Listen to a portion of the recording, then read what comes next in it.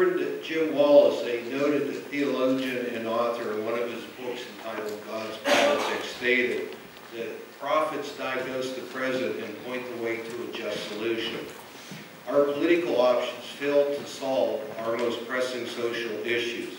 The competing ideological options from which we are forced to choose do not compel ordinary citizens into public life.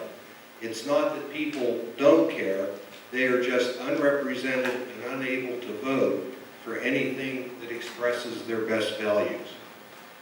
Reverend Wallace also points out, when work no longer supports a family, the existence of a genuine opportunity and the ethic of work itself are at risk. With these comments in mind, my question is, how have you, Congressman Thompson, embraced, or how will you embrace candidate Strano Taylor, the life issues of poverty, education, employment, health insurance, racism, abortion, euthanasia, capital punishment, and nuclear weapons into a consistent ethic of life for the PA 5th? That's a lot.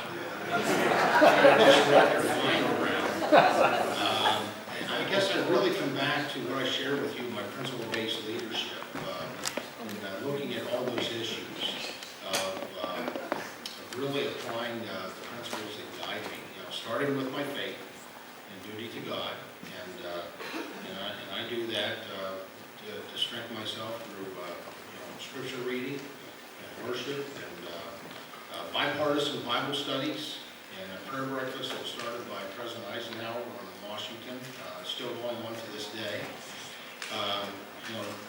Duty to country, which means I'm taking the time to, read the Constitution. It's not a hard read. It's about 18 pages.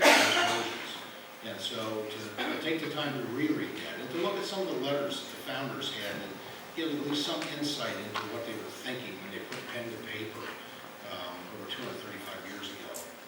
And then duty to others, and that is just working, doing these types of forums and traveling around the Pennsylvania 5th District to talk about some of the very difficult issues that you just, you had about 12 or 13 of them there that you strung together to be able to talk with individuals, the people that I work for, the people that I serve, to see how does each of those issues or issues that they're concerned about, how does that impact their lives, their family, maybe their business, their community, our state, and our nation, to get their perspective. Because there's this job comes with a lot of titles. My favorite is representative, because that communicates a relationship. How to maintain that relationship each and every day.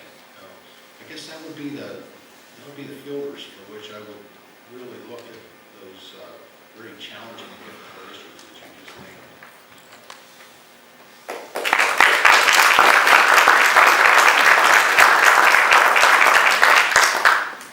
That was a question.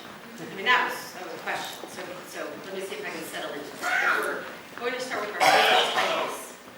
My favorite title is advocate. Folks come into my office asking me to help them, and I have never asked them whether they're a Democrat or a Republican. They come in and say something's broken, can you help me fix it? And that's what I do. And in the past 14 years doing that work, what I find most precious and what I will hold on to is the sense of assurance they have, knowing someone's got their back. And what I find traveling across the district is nobody feels that way about our government anymore. They don't feel like the government has their back. They feel like the government is taking care of the corporations, big businesses. They feel like our policy is being driven by Wall Street or Shell and BP when it comes to energy, or Monsanto and ADM when it comes to agriculture. They feel like someone else is driving the bus. It's why they don't vote.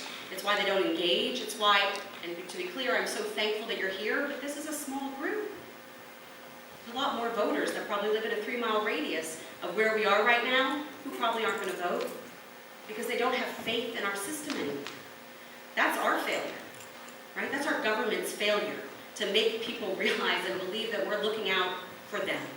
So when people ask me, why do you want to go to Washington? I want to go be an advocate for every single person that lives in the 5th Congressional District. I want to have their back. It's what I do, and I happen to be pretty good at it.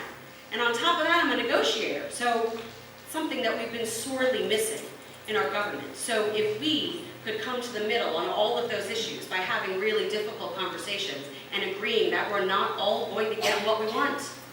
Because if anybody gets everything they want, it's a failed negotiation. That's a bully. That's a bully session.